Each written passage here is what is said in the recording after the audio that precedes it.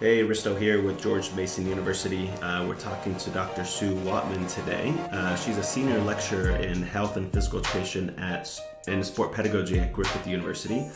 Sue and I met at the ARA conference in Toronto this past April and knew of each other on Twitter before that. So today we're going down under to explore, that was really bad, wasn't it? All right, to explore research on Indigenous knowledges as a form of disrupting norms.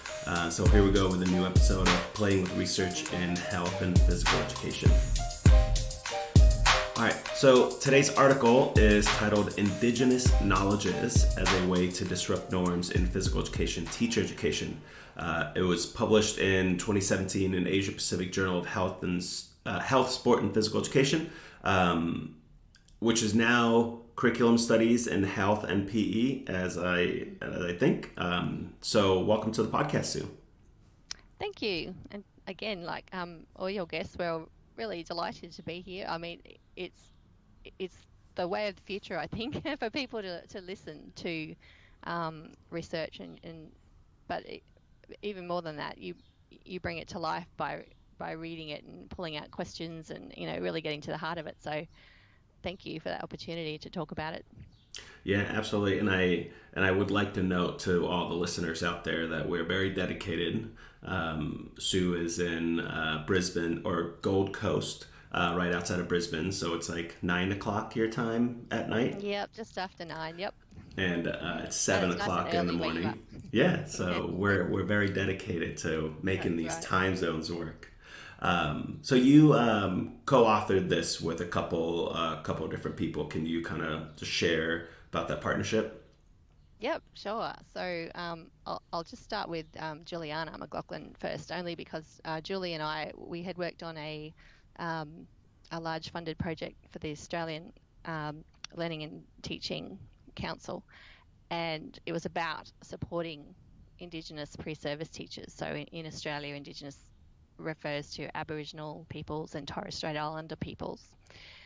And from that, we actually interviewed we worked with lots of pre-service teachers, but within that group was a pool of health and physical education teachers. So then I had gone to Urubara University in 2016 to spend a couple of weeks working with Mikhail Quenistet and to say I want to do something with this pool of experiences of Indigenous pre-service teachers in HPE, and in a way that talks about disrupting norms. So, it took a while. There were so many ways you could go with the amount of interview data and so on that we had, and it took a while for us to sit down and figure out what will this paper actually be about. Like, what will we really hone in on?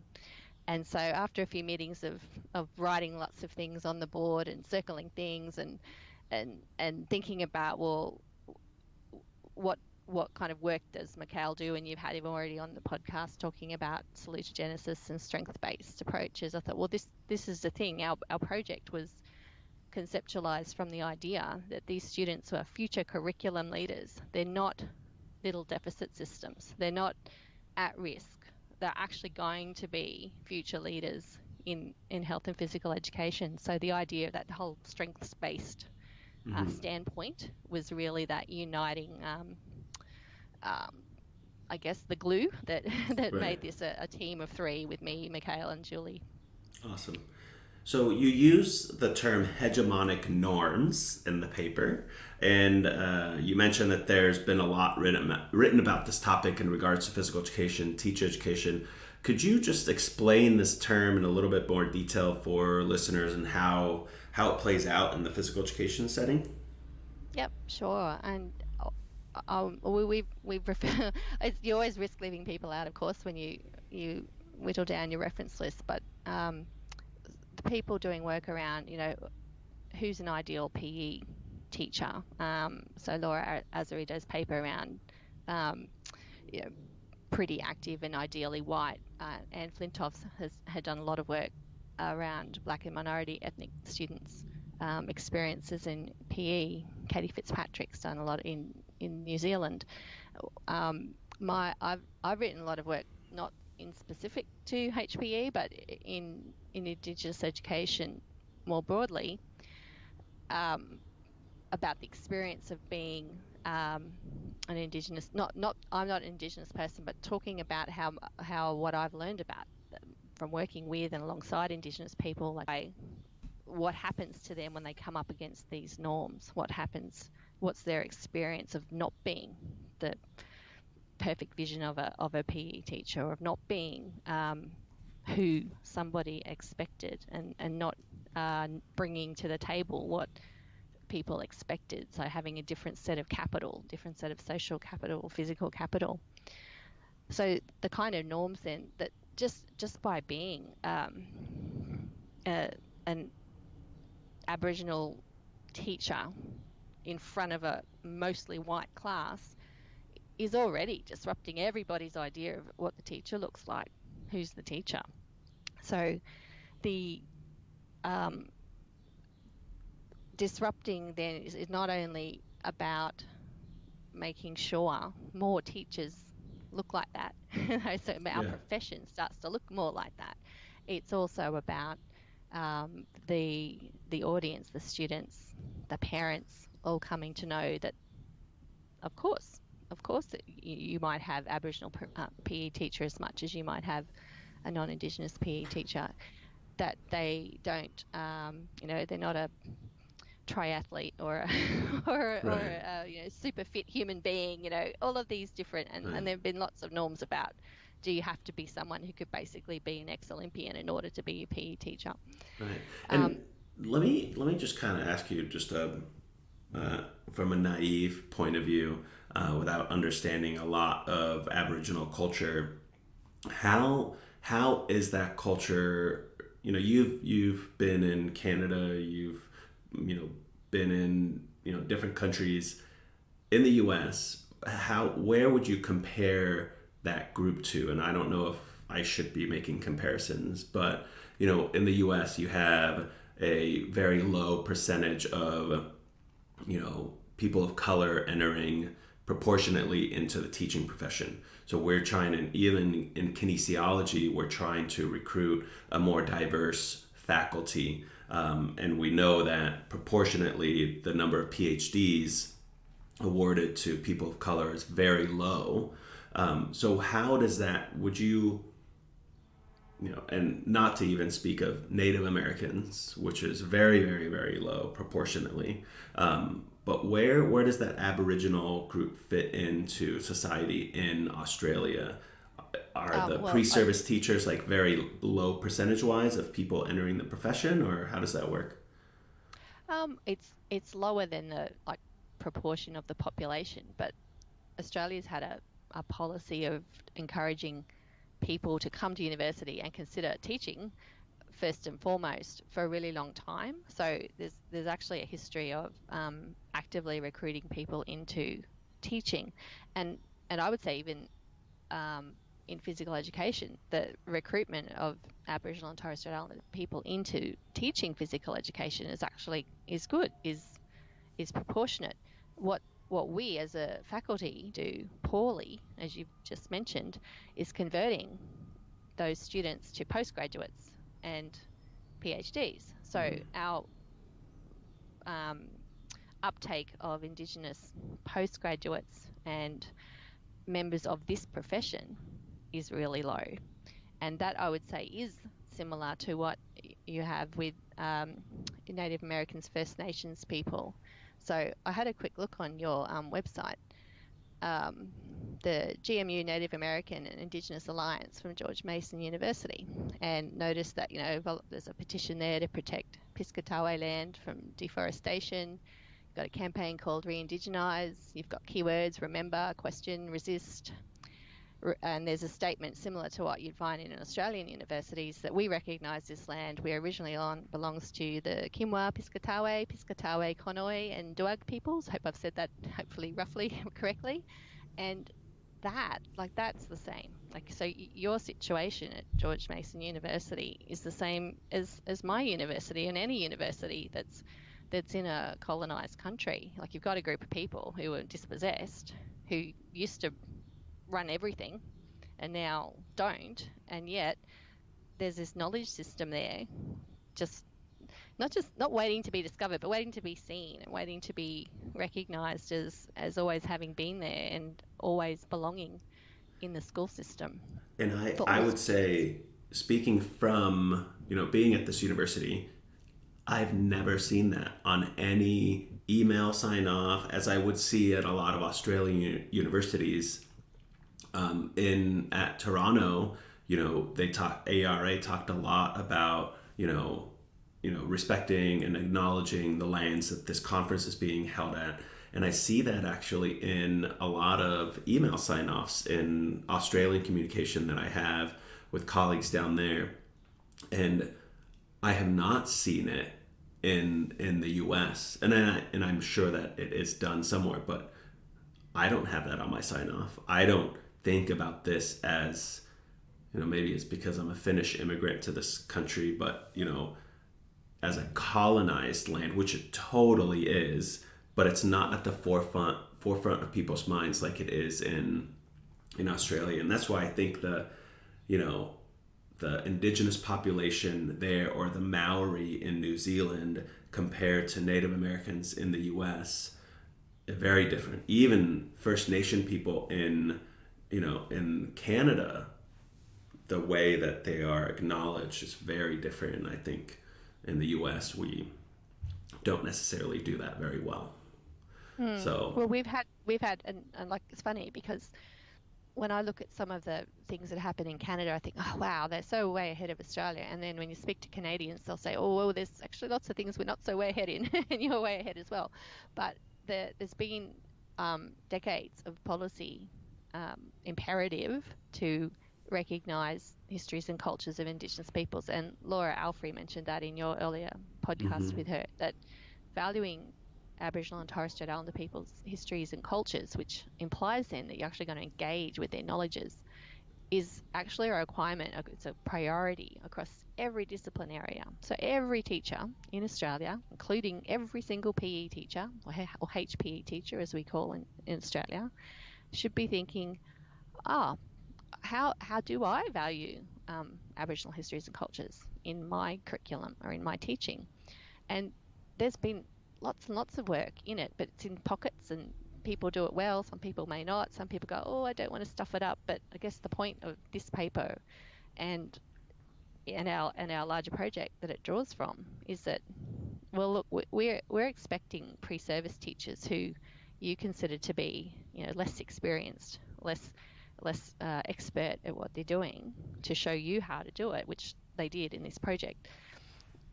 Why can't you have a go?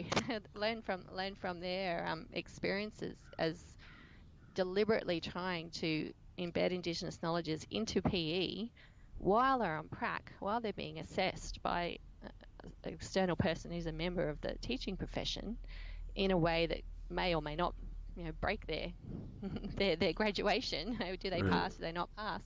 And they did it. So Yeah. it's really, there's nowhere to stand to say I don't want to do it. You just have Yeah. to.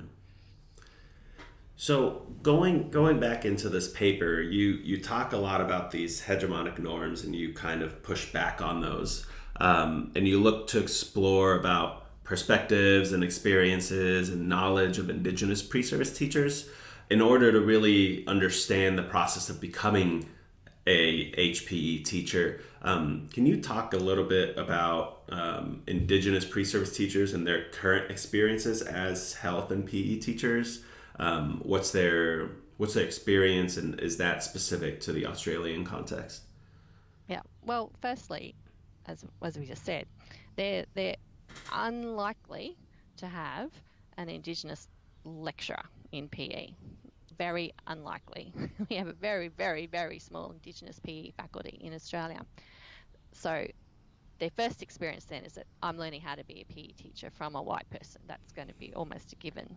Secondly, they're going to possibly be jarred by that person's interpretation of what it means to be healthy, what it means to be good at sport, or what it means to be competent in movement, what it means to be creative, all of these things. So the norms here then are like, well, whatever's in the frame of reference of of a non-Indigenous person is going to be used to judge how good this person is. But they're used to that. They've just experienced that all through schooling.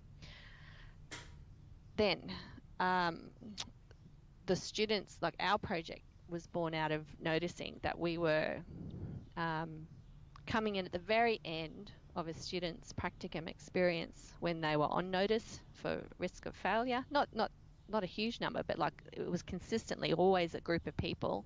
And of that group of people, there would always be Indigenous pre-service teachers at risk of failing prac. And we'd only get, or sometimes we'd find out after it already happened. I thought, well, what a genuine waste of all of the learning and the potential there. So we thought, well, what if we front load this, get students together before they go on prac, recruit supervising teachers who take that imperative to value knowledges and histories and cultures seriously, and they want to learn more about how to do it themselves. So just get them on board as supervising teachers at particular schools, get the students to go to those schools and resource them up. We'd have lots of pre-meetings, we'd have a shared Google Drive with all the resources in Indigenous knowledges in health and phys ed that we could find, and also in science and all kinds of disciplines that they could draw down on. Share those with the students, share those with the supervising teachers. Then we'd go and see them on prac. We'd pull them in the middle of prac. We'd speak to them again at the end. And we'd try and, I guess really, so Julie and I were doing this part. We're running interference in the middle of the prac to say, how's she going with that embedding? Like, because sometimes the teachers wouldn't allow it, because they're so used to not seeing the spaces in the curriculum to embed Indigenous knowledges. They wouldn't let the students bring in what they know. So that gets back to that idea of seeing them as people with resources, people who have who bring something to the learning that would not be brought by anybody else. They brought something really unique to the learning. But how does our very rigid physical education curriculum allow this knowledge to work its way in? So I think if we talk a little bit about the three students a bit later on, I can tell you an example from each of those students that of how that happened. But so before, in your go ahead. Oh, I was just going to say, like, you had sent me a prompt about talking about the idea of growth and as education is growth, and this allows me to talk a little bit more about how this part got negotiated with Mikhail Quenistet as another author. So as you've already had him on your podcast, you know that he works with Dewey's ideas. We drew on two of those books, Democracy in Education and Experience in Education, and looking at the idea then that so students often look at being a pre-service students are looked at being as that immature is bad, that you don't know very much and we have to fill you up. But the Deweyan concept is that immaturity is good, that you are ready, it's desirable, you're not finished, you're capable of learning more in any direction, you're on a journey that can go in any direction, and that you've got this capacity for lifelong cumulative ongoing learning and growth. But I found a nice quote that says, for Dewey, there's no destination, no absolutes to gravitate towards, just continued growth. But this growth then, the sort of things that happen, so when you put someone in a situation and they bring something you weren't expecting, if you're a teacher, you might think that that's a disaster. You had no idea that, for example, you talk about something that upsets everybody, or you talk about something that's brings people into conflict with their beliefs, and you think that, I shouldn't have done that, that's bad. You go, no, that's good. Well, it may not be good immediately, but what it's done is enabled a kind of growth that wasn't possible before. And the second thing that we did was drew a little bit on Sharon Todd's work about liminality of pedagogical relations, and that's the same thing. Like, you're in a moment and you think it's going to pan out in one way, and it doesn't. It goes off in an unexpected way. And that can be really amazing as well. But it also suspends who's the teacher and who's the student. And in this case, and this is why it was like bringing these pre-service teachers who might otherwise be judged as at risk or not knowing very much, so I've got to show them what to do, which is often what happens in that relationship, supervising relationship. Really, if you're bringing someone who's got all of these years of experiences and perspectives and knowledges of being an Indigenous person, are they really the student anymore, or have they become the teacher? So you have these moments where the person who is expert and novice becomes really, really unclear, and it's meant to be, and that's a good thing. And that was that kind of theoretical aspect of the paper that I hope came through to say that this is what's going on in these moments that the students the pre-service teachers were navigating in prac with their supervising teachers, who I have to say were actually very open to the idea. They wouldn't have joined the project if they weren't interested in learning more about, well, how can I do embedding in my practice?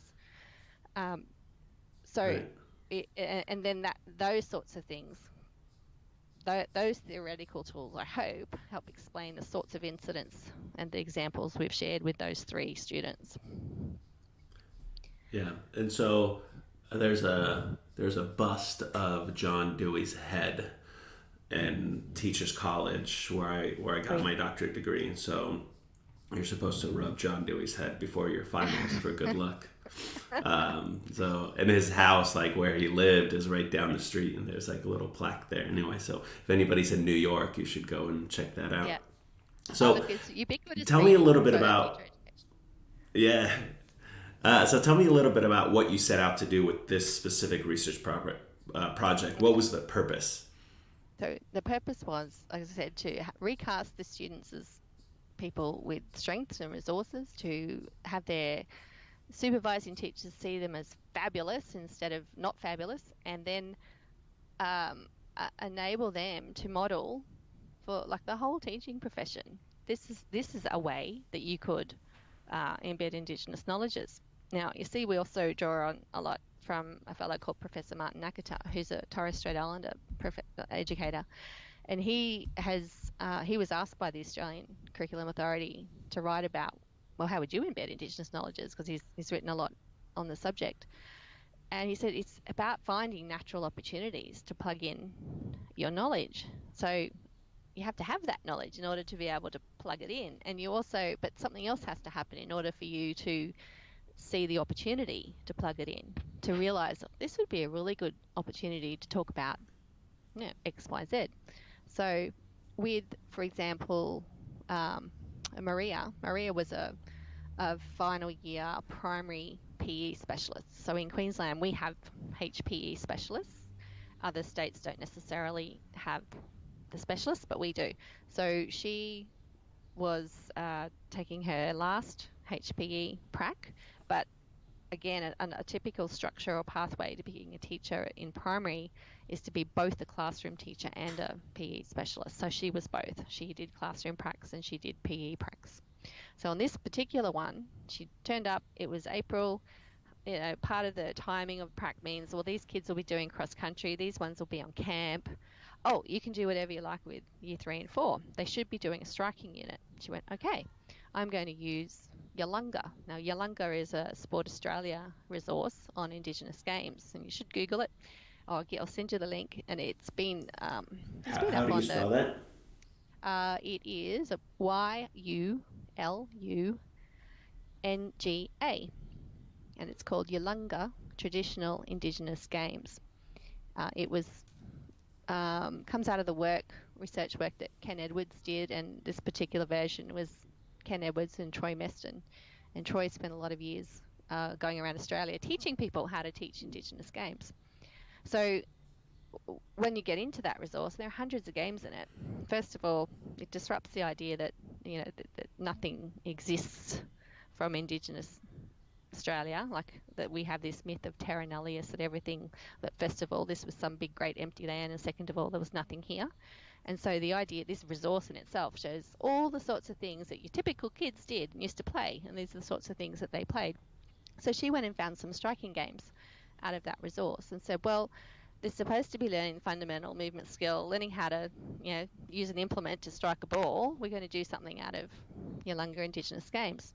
Now, that in itself could have just served the purpose of coming up with an assessment rubric to talk about hand-eye coordination, timing, using their weight to shift weight transfer, all the sorts of things you normally would if you were playing baseball or softball. So she did do that, but the extra thing she did was, well, why else would we do Indigenous games? Like, may as well just play softball if we're only going to worry about hand-eye coordination. So she introduced a reflective aspect to it. The students had to research where the game came from, who the language groups were. So I looked up Piscataway. I wanted to know who the language group was from where you're from. That's what the students needed to do. Who are the people whose game this is? Where did they live? What was their countryside like? Because again, a lot of games evolved out of the environment. What was available? Are we talking about rainforest here, water, islands? We're talking about what kind of materials normally form the games. So what it does is suddenly then enrich the idea where games come from, that games aren't just some kind of thing that's invented in an idle mind. Games are firmly embedded in the country and the land and the people and the reason for playing them, the objective of it. And so all of those things suddenly come into the collective consciousness of the students in a way that just, oh, well, let's just teach baseball again, would never have happened. So in that sense, in her case, embedding Indigenous knowledges didn't take the PE teacher away from their core business of teaching students how you might strike something, but it also did way more than that in the same amount of time, in the same, half an hour lesson, and in a way that, modelled a perfect natural opportunity to embed Indigenous knowledges in a movement and physical activity class. Right, and so that's a great example from Maria. And you followed two other pre-service teachers, Rosie and Simone. Yep. Can you kind of walk me through their stories as well? Yeah, so Rosie, and I wanted to put Rosie's story in this. She wasn't a HPE specialist, but again, in primary school or elementary school in Australia, because we do have specialist teachers, they tend to do all the movement, physical activity, and the health education tends to get left to the classroom teacher. So Rosie was a classroom teacher, but she was teaching a health unit, a health education unit, and she chose what is very, very common in the early years, and that's to talk about my family. And so it's a unit about personal identity, but then students learning to understand how their personal identity is more broadly connected to their family and their community and Australia and where they're from in the world. So Rosie was from Torres Strait. Now, as I said earlier, Torres Strait's right up the very top of Queensland. It's between Queensland and Papua New Guinea. She's multilingual. She speaks 4 languages. But in her previous pracs, her teachers were saying, oh, she's not a very good English speaker. So she's been cast as this deficient speaker of English with a heavy accent rather than someone who speaks 4 languages. So that idea that her multilingualness wasn't in the consciousness of people who'd previously assessed her. She, again, in this unit, if you ask a bunch of mostly non-Indigenous kids to, draw a picture of your family, and they draw, mum, dad, or just mum, or just dad, or whoever else is in their immediate family, and that's usually it. So you ask an Indigenous student to draw their family, then they need a really big piece of paper, and that's not just because they may or may not have lots of brothers and sisters. It's because who they see is in their family is, oh, my aunties, all my uncles, all my great aunties, all my great uncles and grandparents and cousins and second cousins. So it's a concept of who's my family. So she disrupted that with sharing her story. And then another thing they will do is talk about, well, what are things that, your family normally do? So sometimes kids who are in grade 2 might say, we've been to a wedding, or, I've got an older brother and sister and they had an 18th, or, so they talk about milestones and talk about what you might describe as cultural events. So Rosie was able to say, well, here's a wedding from my island community. Here we all are getting there in boats, which, again blows the minds of kids in the city in Brisbane, that everybody gets everywhere and you go to school in a boat. Here's us, and this is something that I always talk about this with my pre-service teachers. She showed the ceremony of hunting a turtle, and then you cut it up and you cook it, because when you eat a turtle, that's a really big deal. That's for important occasions, and it's not something that happens every day. It's only something that happens for big important occasions. But it conflicts with another worldview about you can't kill turtles, So you suddenly you've got this um, new or a new perspective on, well, what's a turtle? A turtle's a giant fish. You eat it when it's but oh no, it's a protected species. So he brings in all these different discourses. So the moment then, and the liminality was right up until she started doing. So she had about a week or two before starting this unit. Again, the supervising teacher's going, oh, English isn't good enough, I'm worried. And the teacher was hovering and wasn't allowing her to teach. And then once she said, oh, okay, I'm going to step back, I'm going to let her do it, Rosie, she went like that. Her confidence went through the roof. So she suddenly became the kind of teacher that the supervising teacher was looking for. She was bursting with confidence, bursting with sharing, and being the knowledgeable one, being the one that was filling up the expectations of what this curriculum could deliver, that she hadn't experienced on her previous practice, because they didn't care one iota about her being a Torres Strait Islander person. So this knowledge that she plugged in enabled her to have an amazing prac report, an invitation to come back for the Right. next one, And that sort of yeah. thing that wouldn't have and happened. the only thing that she and the only thing that she needed was somebody there to let her be herself and bring in that culture that she has to. And I think you explaining how Rosie knows, fluently how to speak 4 languages. I'm always amazed at how typically in English dominated countries, we judge people to be not intelligent if they don't speak English in this, fluent fashion, whereas they might actually know 5 different languages, and they're having a conversation in their 5th language with you. And when we meet people at conferences and they're having technical conversation about research in their 4th language, and the audacity of somebody then to judge and go, wow, I don't think that person was smart because they don't know how to do this or that. It's like, Or they they mispronounced are they are pedagogy, intelligent. whatever. Yeah. Yeah, that's right.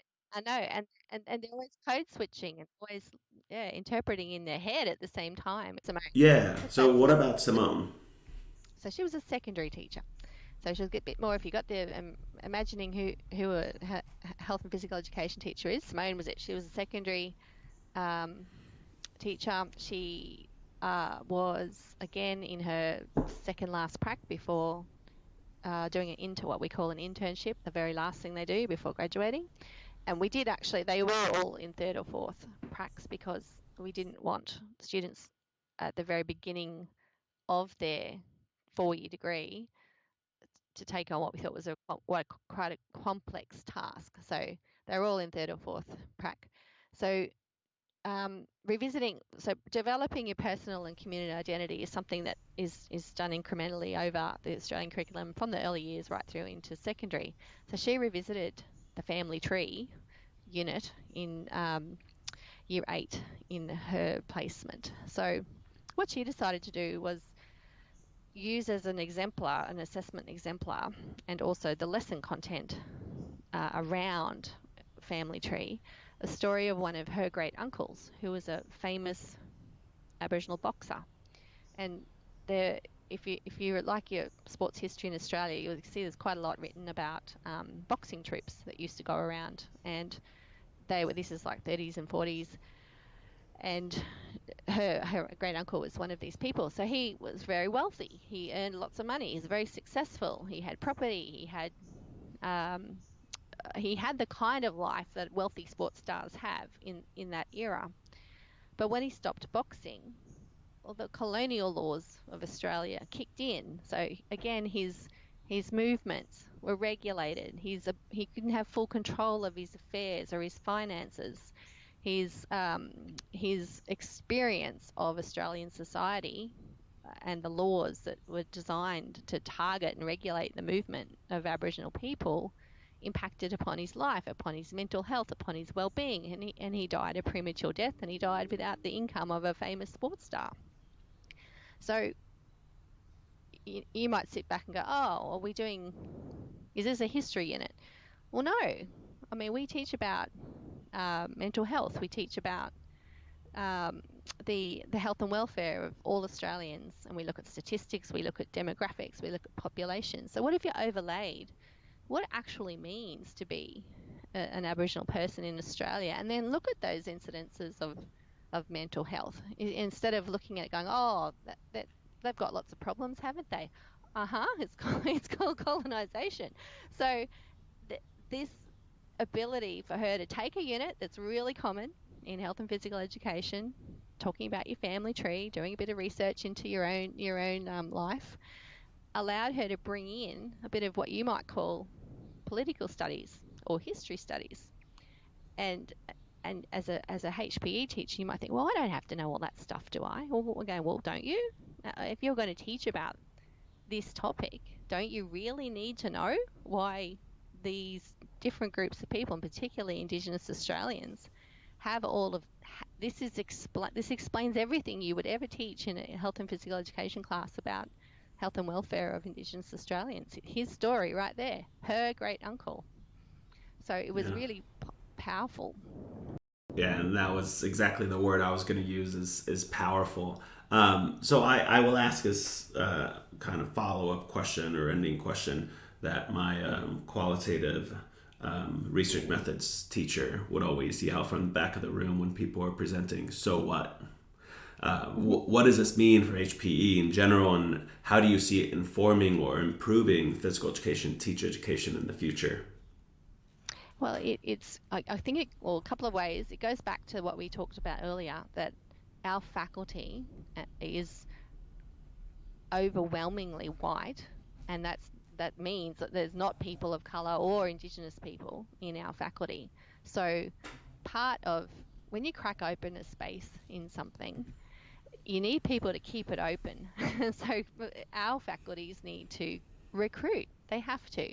If you want this kind of disruption and new learning for everybody to be enabled, then you need more people who agree that it's important.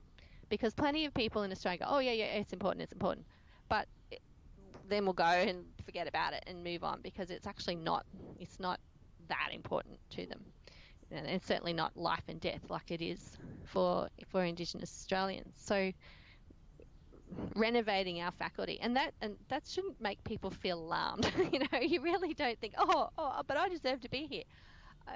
Sure, keep bringing more people in. Like your next postgraduate student, like where are they coming from? Like how are you engaging with this community? As I said, there's quite a decent Indigenous PE teacher community in Australia.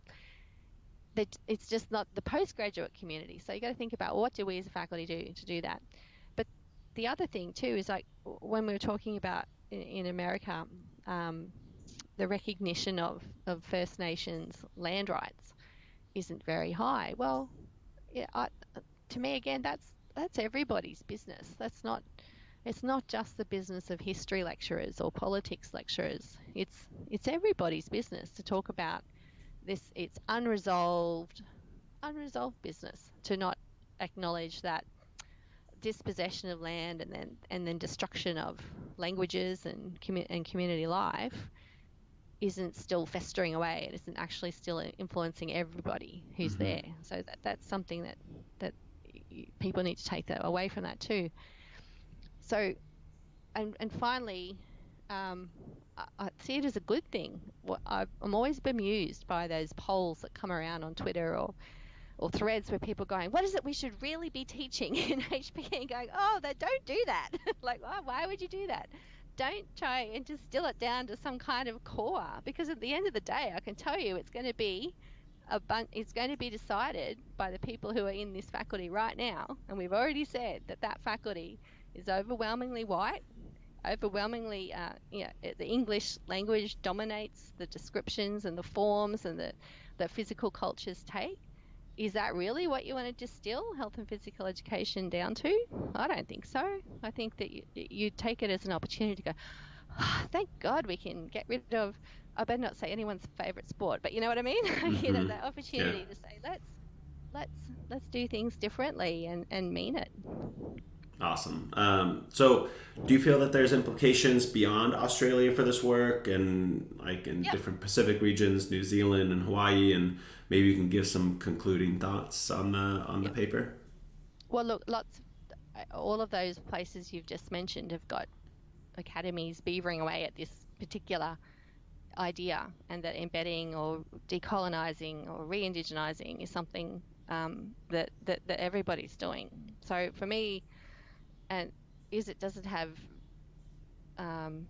import or value outside of Australia and Australia Pacific? Well, I think, well, yeah, because all all of our another thing about the studies in about what are these hegemonic norms in PE will tell you is there are lots of things, lots of practices that have travelled that are very common around the world, and these are the practices that aren't good. These are the ones that we would probably like to renovate and change.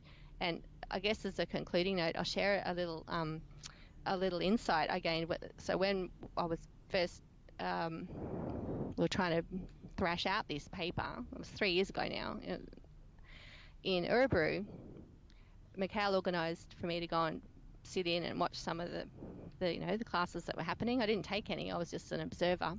So I watched a dance class, I watched an outdoor learning class, a few other things. And what struck me was, even though they were speaking in Swedish, which I do not speak, I knew what was going on. I could recognise dominant modes of teaching, the sorts of things that I knew exactly what they were doing.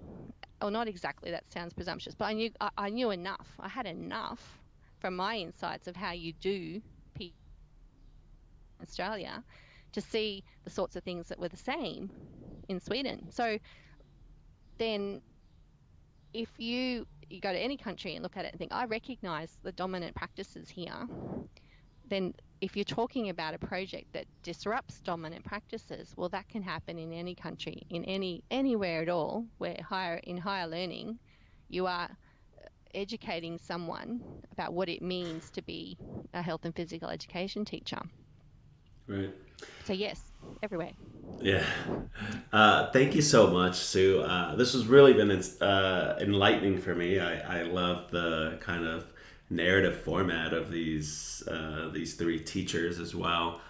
So where can people find you on Twitter, online, if people are more interested in this work? We'll cite to the paper on the notes. Well, if I'm on Twitter, so I think actually I can't remember if it's Sue.Whatman or Sue_Whatman, I'm not sure, but you should find it Sue Whatman, and it says Gold Coast or Griffith or something like that as the byline. The project, the supporting future curriculum leaders with embedding Aboriginal and Torres Strait Islander knowledges, that's on a permanent site with the Office for Learning and Teaching, which is run by the Australian government. So you could kind of, if you searched out supporting future curriculum leaders, you might find it. It's also housed on a permanent resource site through QUT, which is another university in Brisbane, which is where Julie works. It's and you can look for me just by searching Sue Whatman, Griffith University. You'll find me that way as well. And I'm on ResearchGate and all of those things. And I've actually got a little project site on ResearchGate that's got some papers around this topic. Yeah, and I guess too, I'll take a leaf out of Julia Sargent's book. I didn't do this at the beginning, but I want to thank my co-authors, Julie McLaughlin and Mikhail Quenisset, because Julie's actually not a physical education teacher educator. She's more generally in Indigenous education, but she worked on the big project with me.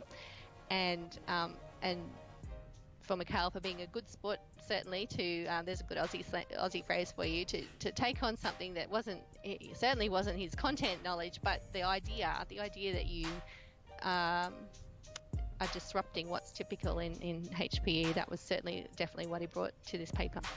Yeah. Well, Great. Thank you very much, Sue. Appreciate your research. Appreciate your time on the podcast. And we'll link to all that information on the notes. Thanks. Thank you, and keep it up. Great work. We will certainly try.